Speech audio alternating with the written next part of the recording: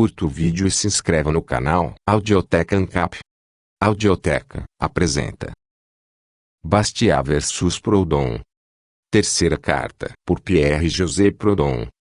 O objetivo da Revolução de Fevereiro, politicamente e economicamente, é a realização da liberdade absoluta para o homem e o cidadão. A fórmula dessa revolução, na esfera política, é a organização do sufrágio universal, ou a absorção do Estado na sociedade. Na esfera econômica, é a organização da circulação e do crédito, ou a absorção da função do capitalista na do trabalhador. Sem dúvida, essa fórmula sozinha não transmite uma ideia completa do movimento, é apenas o ponto de partida, o seu aforismo. Mas serve para nos mostrar a revolução como ela realmente é hoje. Consequentemente, autoriza-nos a dizer que a revolução é isso, só pode ser isso. Tudo que tende a desenvolver a revolução assim entendida, tudo o que favorece a oportunidade, quer tenha qualquer fonte, é essencialmente revolucionário. Chamamos isso de movimento. Tudo que é oposto à aplicação dessa ideia, tudo o que a negam dificulta,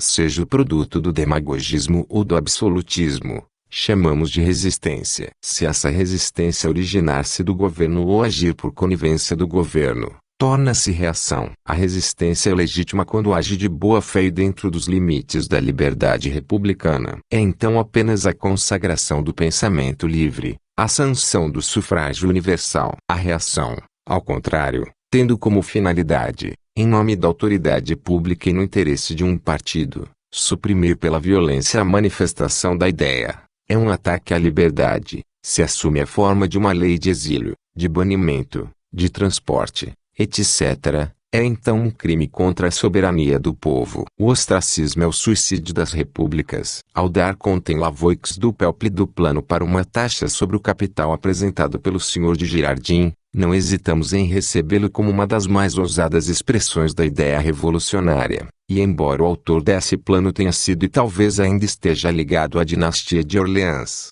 embora suas tendências pessoais estejam numa direção extremamente governamental, embora possa ser contado constantemente como pertencente ao partido do conservadorismo em oposição ao da revolução, ainda assim pensamos que sua ideia pertence ao movimento. Com base nisso, o reivindicamos como nosso aliado, e, se o Sr. de Girardin provar ser capaz de negar seu próprio pensamento, devemos reconstruí-lo a partir de sua base e usá-lo como mais um argumento contra os oponentes da revolução. É esse espírito de crítica elevada e, podemos dizer, impessoal que agora responderemos ao Sr. Bastiat. O Sr. Bastiat, ao contrário do Sr. Girardin, é um autor totalmente imbuído do espírito democrático. Embora ainda não possamos chamá-la de socialista, ele já é certamente mais do que um filantropo. A clareza com a qual ele entende e explica a economia política o coloca, junto com o Sr. Blanqui, se não muito acima,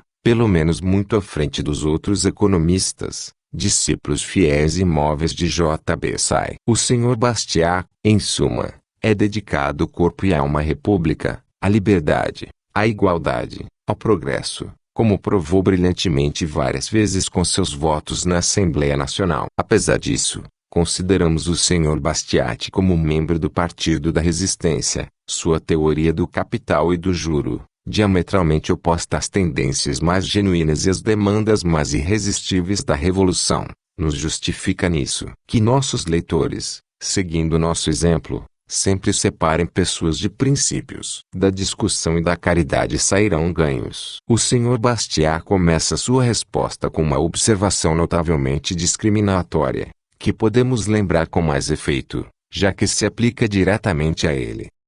O extremo interesse, diz o Sr. Bastiat, com que o povo francês se envolveu na investigação de problemas econômicos e a incrível indiferença das classes privilegiadas em relação a essas questões constitui uma das características mais marcantes de nossa época. Enquanto os jornais mais antigos, os órgãos e espelhos das classes superiores, se limitam à discussão das questões turbulentas e infrutíferas da política partidária, os jornais dedicados aos interesses das classes trabalhadoras agitam incessantemente as questões mais fundamentais do socialismo. Bem, dizemos ao Sr. Bastiat, você mesmo, sem perceber, é um exemplo dessa incrível indiferença com que os membros das classes privilegiadas estudam problemas sociais. E, apesar de considerar-se economista de primeira linha, você não sabe absolutamente nada sobre o estado atual dessa questão do capital e do juro, que se propôs a defender. Atrasado nas ideias e nos fatos, você fala exatamente como um capitalismo da era pré-revolucionária. O socialismo que há 10 anos protesta contra o capital e o juro é totalmente desconhecido por você. Você não leu sua literatura, pois, se a leu, como é que, ao tentar refutá-la, passa em silêncio por todos os seus argumentos? De fato, ao ouvir você argumentar contra o socialismo de hoje, diríamos que você é um Epimênides repentinamente acordando de um sono de 80 anos. E mesmo para nós que você interessa suas dissertações patriarcais, é o proletário de 1849 que você está procurando convencer. Comece, então, por estudar suas ideias, familiarize-se com suas doutrinas atuais, responda aos argumentos, sejam eles corretos ou não, que o governam, e abstenha-se de apresentar os seus, que ele conhece desde o tempo imemorial. Sem dúvida, isso surpreenderá ao ouvir que, ao falar de capital e juro, você não toca na questão. No entanto, é isso que nos propomos a provar hoje. Depois, discutiremos a questão em si, se desejar. Negamos, em primeiro lugar, e isso você já sabe, negamos, com o cristianismo e a Bíblia, a legitimidade, per se, do empréstimo com juros. Negamos isso, com o judaísmo e o paganismo, com todos os filósofos e legisladores da antiguidade. Pois você observará esse fato primário, que é importante tanto quanto primário. Assim que a usura apareceu no mundo, foi negada. Os legisladores e os moralistas não deixaram de se opor a ela, e se não conseguiram extinguir, pelo menos conseguiram, até certo ponto, cortar suas garras, fixar um limite, uma taxa legal de juros. Essa, então, é nossa primeira proposição, a única que, parece, você ouviu ser afirmada. Tudo o que, ao devolver um empréstimo, é dado em excesso do empréstimo é usura, esbulho. Mas aquilo que você não sabe, e o que talvez o surpreenda, é que essa negação fundamental do juro, em nossa visão, não destrói o princípio, o direito, se quiser, que dá origem ao juro, e que permitiu que ele continuasse até hoje, apesar de sua condenação pela autoridade secular e eclesiástica. Assim, o problema real diante de nós não é verificar se a usura, per se, é ilegítima. Nesse aspecto somos da opinião da Igreja, nem se tem desculpa para sua existência. Neste ponto concordamos com os economistas. O problema é encontrar um meio de suprimir o abuso sem violar o direito, um meio, em uma palavra, de conciliar essa contradição. Vamos, se possível, deixar isso um pouco mais claro. Por um lado, é muito verdade, como você sem dúvida estabeleceu, que um empréstimo é um serviço. E como todo serviço tem um valor e, consequentemente, tem direito, por sua natureza, a uma recompensa, segue-se que um empréstimo deve ter seu preço, ou, para usar a frase técnica, deve pagar juros. Mas também é verdade, e essa verdade é coerente com a anterior, que quem empresta, nas condições normais do emprestador profissional, não se priva, como você diz, do capital que empresta. Pelo contrário, ele o empresta precisamente porque o empréstimo não é uma privação para ele. Ele o empresta porque não tem uso para ele mesmo, sendo suficientemente fornecido com o capital sem ele. Ele o empresta, finalmente, porque nem tem a intenção nem é capaz de torná-lo valioso para si pessoalmente, porque, se o mantivesse em suas próprias mãos, esse capital, estéril por natureza, permaneceria estéril, enquanto que, por meio de seu empréstimo e do juro resultante, ele rende um lucro que permite que o capitalista viva sem trabalhar. Agora, viver sem trabalhar é, tanto na economia política quanto na moral, uma proposição contraditória, uma coisa impossível. O proprietário que possui 2 imóveis,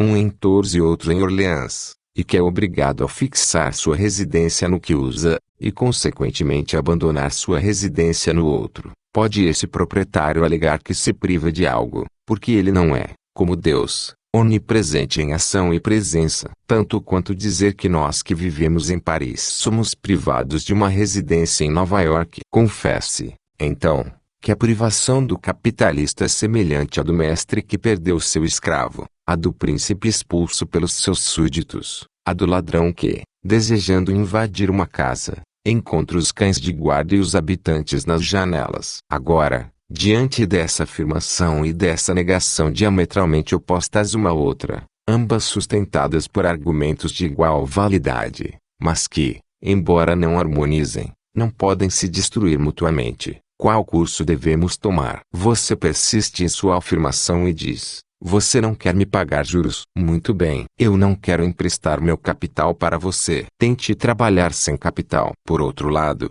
nós persistimos em nossa negação e dizemos: não vamos te pagar juros, porque juros, na economia social, é um prêmio na ociosidade, a principal causa de miséria e desigualdade de riqueza. Nenhum de nós está disposto a ceder. Chegamos a um impasse. Então, este é o ponto em que o socialismo se envolve na questão. De um lado, a justiça comutativa dos juros. De outro, a impossibilidade orgânica, a imoralidade dos juros. E, para lhe dizer a verdade de uma vez por todas, o socialismo visa converter, nem a igreja, que nega os juros, nem a economia política, que apoia, especialmente porque está convencido de que ambos estão certos. Vamos ver, agora, como ele analisa o problema e o que ele propõe, por sua vez, que é superior aos argumentos dos velhos agiotes, muito interessados vitalmente para merecerem crédito, e as denúncias ineficazes proferidas pelos pais da Igreja. Desde que a teoria da usura finalmente prevaleceu em países cristãos e pagãos,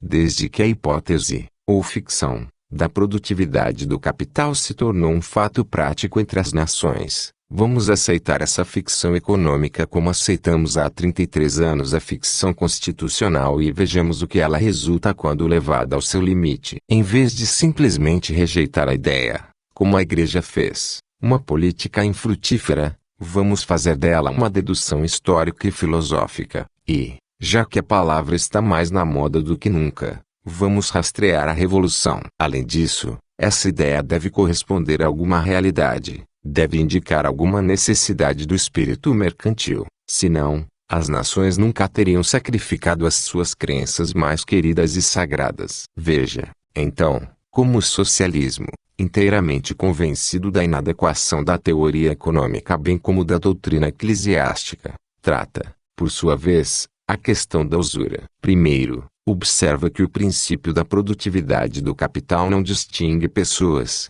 não concede privilégios, aplica-se a todo capitalista, independentemente de sua posição ou dignidade. Aquilo que é legítimo para Pedro é legítimo para Paulo. Ambos têm o mesmo direito à usura e ao trabalho. Quando, então, volto ao exemplo que você usou, quando você me empresta, com os juros, a plaina que você fez para parar as suas tábuas, se, por minha vez, eu lhe empresto a serra que fiz para cortar minhas tábuas, também terei direito a juros. A primeira conclusão da teoria de que o capital é produtivo é que o direito de obter juros é igual para todos. Todos, na proporção em que emprestam e tomam emprestado, devem receber e pagar juros. Tal é a primeira consequência de sua teoria, que não seria uma teoria se o direito que estabelece não fosse universal e recíproco. Isso é óbvio. Vamos supor que metade do capital que eu uso, seja na forma de máquinas ou de matéria-prima, seja emprestado por você. Também suponha que metade do capital usado por você é emprestado por mim. É claro que os juros que devemos pagar se compensarão. E, se quantidades iguais de capital são avançadas, os juros se cancelam. O saldo será zero. Na sociedade, é verdade, as coisas não são exatamente assim. Os empréstimos mútuos entre produtores são muito longe de serem iguais. Portanto, os juros que eles têm que pagar também não são iguais. Daí a desigualdade das condições e fortunas. Mas a questão é determinar se este equilíbrio no empréstimo de capital, trabalho e habilidade, e, consequentemente, igualdade de renda para todos os cidadãos, perfeitamente admissível na teoria, é capaz de se concretizar na prática, se essa realização está de acordo com as tendências da sociedade, e, finalmente e inquestionavelmente, se não é o resultado inevitável da própria teoria da usura. Agora, isto é o que o socialismo afirma. Agora que entendeu a si mesmo, o socialismo que já não se distingue da ciência econômica, estudada ao mesmo tempo à luz de sua experiência acumulada e em função de suas deduções. Na verdade, o que a história da civilização, a história da economia política, nos diz sobre essa grande questão do juro. A história da civilização e da economia política nos diz que o empréstimo mútuo de capital, material ou imaterial, tende cada vez mais para o equilíbrio devido às diversas causas enumeradas abaixo, que os economistas mais conservadores não podem negar. Primeiro, a divisão do trabalho ou a separação das indústrias, que, multiplicando infinitamente tanto as ferramentas quanto os materiais brutos, multiplica na mesma proporção os empréstimos de capital. Segundo, a acumulação de capital, uma acumulação que resulta da diversidade de indústrias, produzindo uma competição semelhante entre capitalistas, como entre comerciantes, e, consequentemente, reduzindo gradualmente o aluguel do capital, diminuindo a taxa de juros. Terceiro, o poder cada vez maior de circulação que o capital adquire através do uso de moeda e de letras de câmbio. Quarto, finalmente, a segurança pública. Tais são as causas gerais que, por séculos, têm se desenvolvido entre os produtores, uma reciprocidade de empréstimos tendendo cada vez mais ao equilíbrio e, consequentemente, a um equilíbrio cada vez mais equilibrado de interesses. Há uma diminuição continuada do preço do capital. Esses fatos não podem ser negados. Você mesmo os admite, apenas você erra o seu princípio e o seu propósito, atribuindo ao capital o crédito pelo progresso feito no domínio da indústria e da riqueza, enquanto esse progresso é causado não pelo capital, mas pela circulação do capital. Os fatos sendo assim analisados e classificados, o socialismo pergunta-se, a fim de promover esse equilíbrio de crédito e renda, não é possível agir diretamente, não no capital, lembre-se, mas na circulação. Se não é possível organizar essa circulação de modo a inaugurar, de uma só vez, entre capitalistas e produtores, duas classes agora hostis, mas teoricamente idênticas, a equivalência de empréstimos, ou, em outras palavras, a igualdade de fortunas. A esta pergunta, o socialismo responde novamente, sim, é possível, e de várias maneiras. Suponha, em primeiro lugar, que nos limitemos às condições atuais de crédito,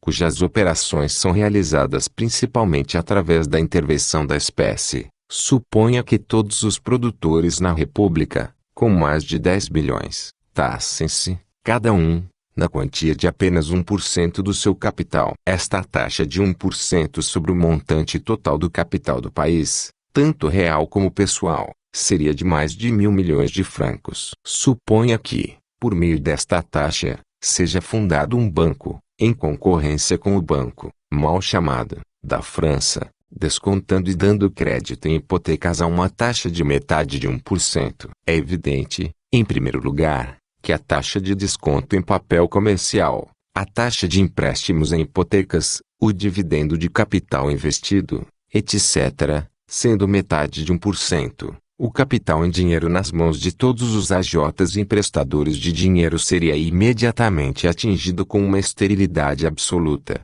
A juros seria zero e o crédito gratuito. Se o crédito comercial e o baseado em hipotecas, em outras palavras, se o capital em dinheiro, o capital cuja função exclusiva é circular, fosse gratuito, o capital imobiliário logo também o seria. Na realidade, as casas deixariam de ser capital, elas seriam mercadorias, cotadas no mercado como conhaque e queijo, e alugadas ou vendidas, termos que então seriam sinônimos, a custo. Se as casas, assim como o dinheiro, fossem gratuitas, isto é, se o uso fosse pago como uma troca e não como um empréstimo, a terra não demoraria a se tornar gratuita também, isto é, o aluguel rural, em vez de ser um aluguel pago a um proprietário não cultivador, seria compensação pela diferença entre os produtos de solos superiores e inferiores, ou, melhor, não existiria mais, na realidade, nem inquilinos nem proprietários, haveria apenas agricultores e vinicultores, assim como há marceneiros e mecânicos. Você deseja mais uma prova da possibilidade de tornar todo o capital gratuito com o desenvolvimento de instituições econômicas? Suponha que, Em vez do nosso sistema de impostos, tão complexo, tão oneroso, tão chato, que herdamos da nobreza feudal, um único imposto seja estabelecido, não sobre a produção, circulação, consumo, habitação, etc., mas, de acordo com as exigências da justiça e os ditames da ciência econômica, sobre o capital líquido que cabe a cada indivíduo. O capitalista, perdendo pela tributação tanto quanto mais do que ganha com o aluguel e os juros, seria obrigado a usar sua propriedade ele mesmo ou a vendê-la. O equilíbrio econômico seria novamente estabelecido por essa simples e, além disso, inevitável intervenção do departamento tributário. Tal é, substancialmente, a teoria do socialismo sobre o capital e os juros. Não só afirmamos, de acordo com essa teoria, que, por sinal, compartilhamos com os economistas, e com base em nossa crença no desenvolvimento industrial, que tal é a tendência e o significado do empréstimo a juros. Até mesmo provamos, pelos resultados destrutivos da economia tal como ela é, e por uma demonstração das causas da pobreza, que essa tendência é necessária e que a aniquilação da usura é inevitável. De fato, o aluguel, recompensa do capital, os juros sobre o dinheiro, em uma palavra, a usura, constituindo, como foi dito, uma parte integral do preço dos produtos. E esta usura não sendo o mesmo para todos, segue-se que o preço dos produtos, composto como está por salários e juros, não pode ser pago por aqueles que têm apenas seus salários e não têm juros para pagá-lo, de modo que, pela existência da usura, o trabalho é condenado à ociosidade e o capital à falência. Este argumento, um daqueles que os matemáticos chamam de reductio ad absurdum, mostrando a impossibilidade orgânica de emprestar a juros, foi repetido centenas de vezes pelo socialismo. Porque os economistas não percebem isso. Você realmente quer refutar as ideias do socialismo sobre a questão dos juros? Então escute as perguntas que você deve responder. 1.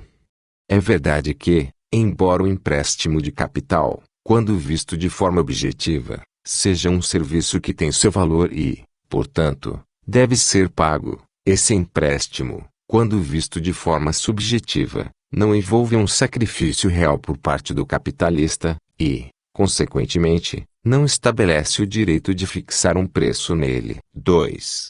É verdade que a usura, para ser aceitável, deve ser igual, que a tendência da sociedade é para essa equalização, de modo que a usura só será completamente legítima quando se tornar igual para todos, isto é, inexistente. 3. É verdade que um banco nacional, dando crédito e desconto gratuito, é uma instituição possível. 4.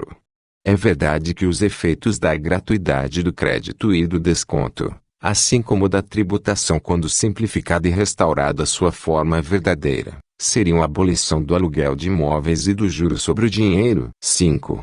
É verdade que o sistema antigo é uma contradição e uma impossibilidade matemática. 6. É verdade que a economia política, depois de ter, por vários milhares de anos, se oposto à visão da usura defendida pela teologia, filosofia e legislação, chega, com a aplicação de seus próprios princípios, à mesma conclusão. 7. É verdade, finalmente, que a usura tem sido, como uma instituição providencial, simplesmente um instrumento de igualdade e progresso, assim como, no plano político, a monarquia absoluta foi um instrumento de liberdade e progresso, e como, no plano judicial, a prova da água fervente, o duelo e a tortura foram, por sua vez, instrumentos de convicção e progresso. Estes são os pontos que nossos oponentes são obrigados a examinar antes de nos acusar de fraqueza científica e intelectual. Estes, Monsieur Bastiat, são os pontos nos quais seus futuros argumentos devem se concentrar, se você deseja que eles produzam um resultado definitivo. A questão está clara e categorizada. Permita-nos acreditar que, depois de examiná-la, você perceberá que há algo no socialismo do século XIX que está além do alcance de sua economia política ultrapassada.